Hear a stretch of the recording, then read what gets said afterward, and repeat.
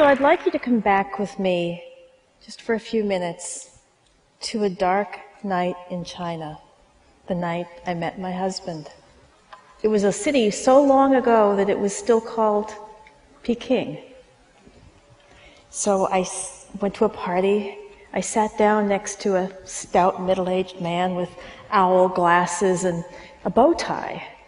And he turned out to be a Fulbright scholar, there in China specifically to study Sino-Soviet relations. What a gift it was to the eager young foreign correspondent that I was then. I pump him for information. I'm mentally scribbling notes for the stories I plan to write. Talk to him for hours. Only months later, I discover who he really was. He was the China representative for the American Soybean Association. I don't understand. Soybeans? You told me you were a Fulbright scholar. Well, how long would you have talked to me if I told you you were in soybeans? I said, you jerk. Only jerk wasn't the word I used. I said, you could have gotten me fired. And he said, let's get married. Travel the world and have lots of kids. So we did.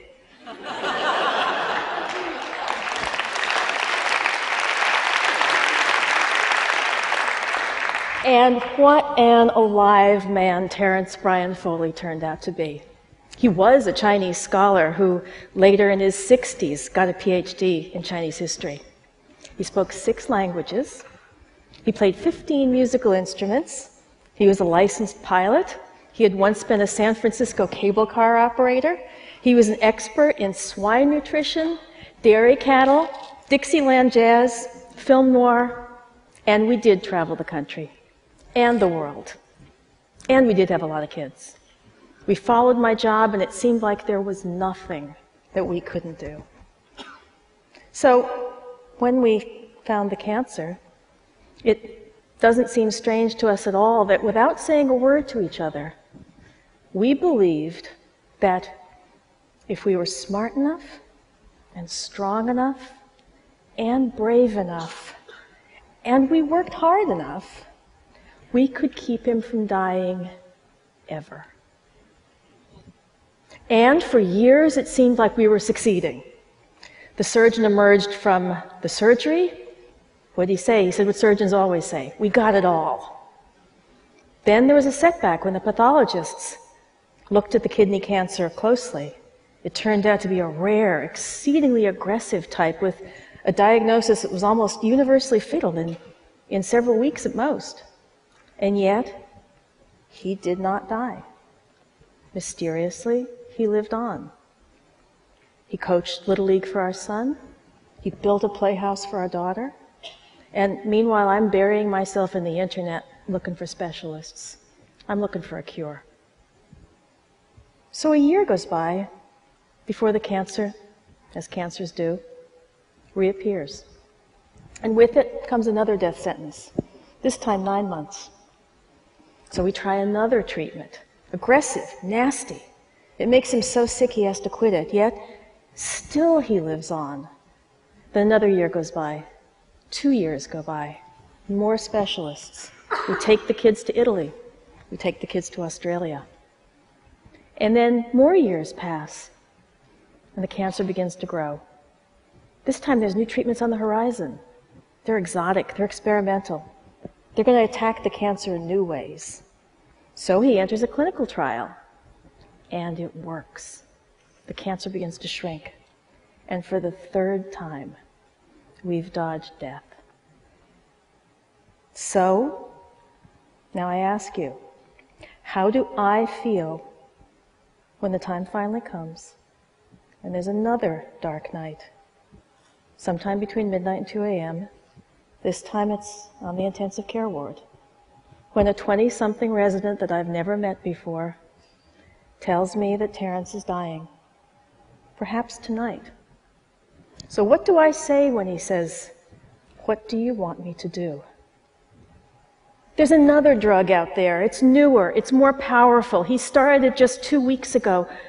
Perhaps there's still hope ahead. So what do I say? I say, keep him alive if you can. And Terence died 6 days later. So we fought, we struggled, we triumphed. It was an exhilarating fight. And I'd repeat the fight today without a moment's hesitation. We fought together, we lived together. It turned what could have been 7 of the grimmest years of our life into 7 of the most glorious. It was also an expensive fight. It was the kind of fight and the kind of choices that everyone here agrees pump up the cost of end-of-life care and of health care for all of us. And for me, for us, we pushed the fight right over the edge, and I never got the chance to say to him what I say to him now, almost every day. Hey, buddy, it was a hell of a ride. We never got the chance to say goodbye. We never thought it was the end. We always had hope. So, what do we make of all this? Being a journalist, after Terence died, I wrote a book, The Cost of Hope. I wrote it because I wanted to know why I did what I did, why he did what he did, why everyone around us did what they did. And what did I discover? Well, one of the things I discovered is that experts think that one answer to what I did at the end was a piece of paper. You know, the advance directive, to help families get past these seemingly irrational choices. Yet, I had that piece of paper. We both did. And they were readily available. I had them right at hand. Both of them said the same thing. Do nothing if there is no further hope.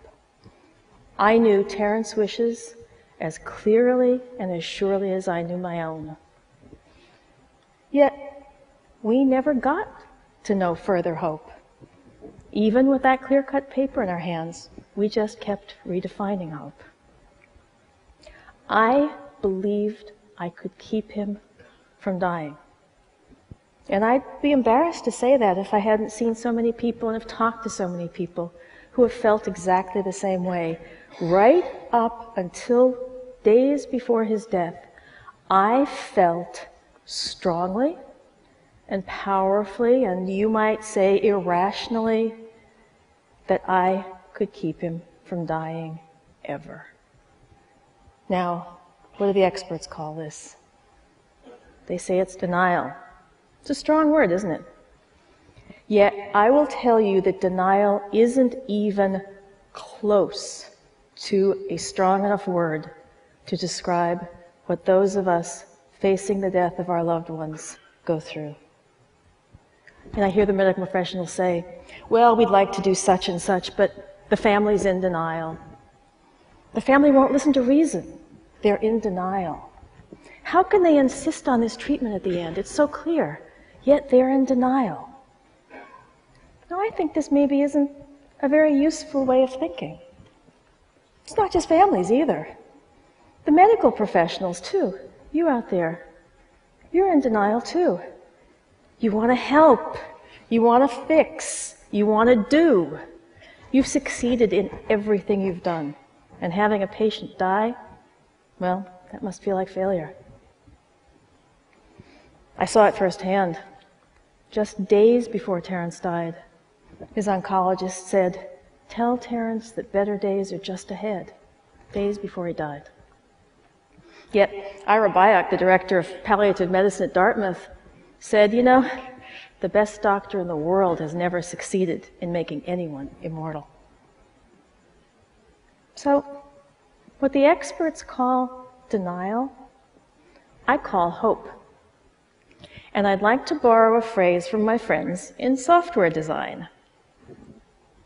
You just redefine denial and hope, and it becomes a feature of being human. It's not a bug, it's a feature.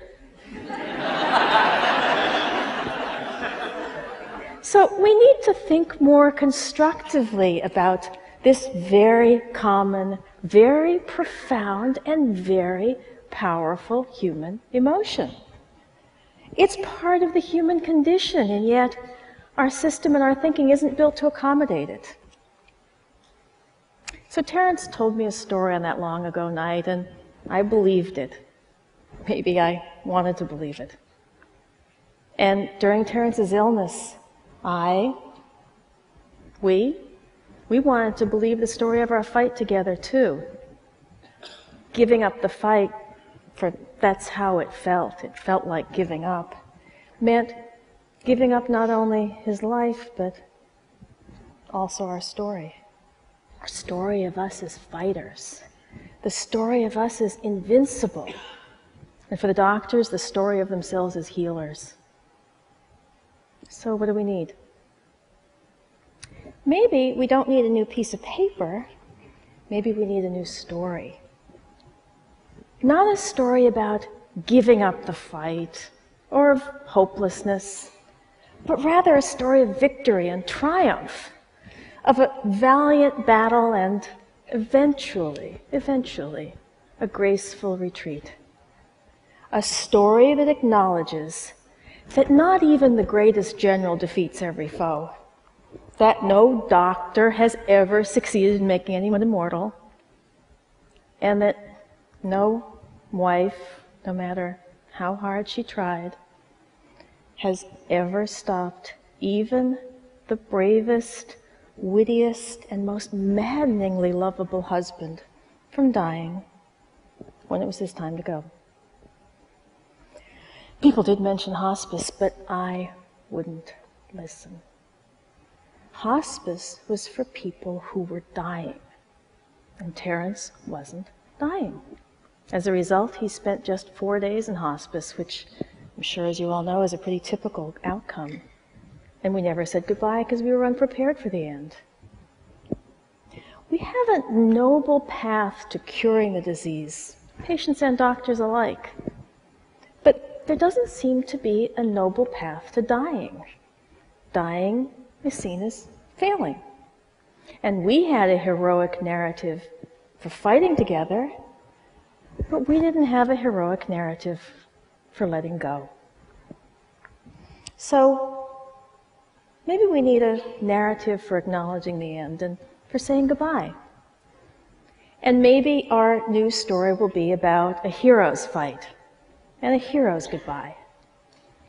Terence loved poetry, and the Greek poet Constantine Cavafy is one of my favorite poets, so I'll give you a couple lines from him. This is a poem about Mark Antony.